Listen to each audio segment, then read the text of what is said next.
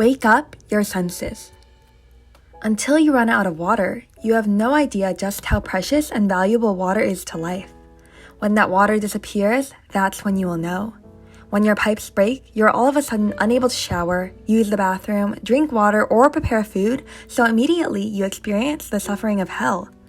Only then do you realize just how precious water is. Water is the Word. In this way, all the grace that God has given you through the Word is that tremendous and necessary, just like water. It's hard to realize how precious it is because you take it for granted thinking that it will always be there, and you become immune to it. The same is true in this present time. When you listen to God's Word and receive grace, you don't really understand how valuable that is because that Word continues to pour out upon us. So God has no choice but to make you realize by taking it away.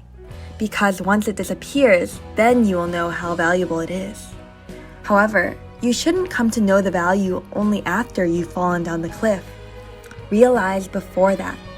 You should not realize after you've depleted all your money or after you catch a grave disease. If you listen to the Word right now and take action, you will get off the path that leads to distress. Make sure you do that.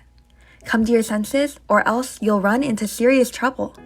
If you live your life having lost God's grace and love, then you cannot enjoy anything, so you will be unable to remain in the world of blessings.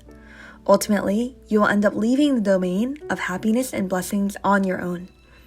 If you forget the grace and first love you had for God, you'll ultimately go on your own path and get sucked into a black hole.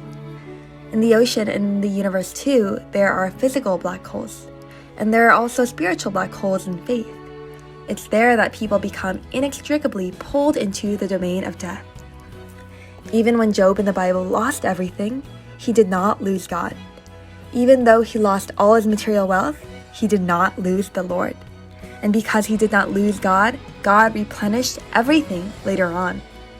For you as well, even if you lose everything else, don't lose the Lord, don't lose your faith, and don't lose the grace you received until now. Most of all, don't lose your authority as a bride.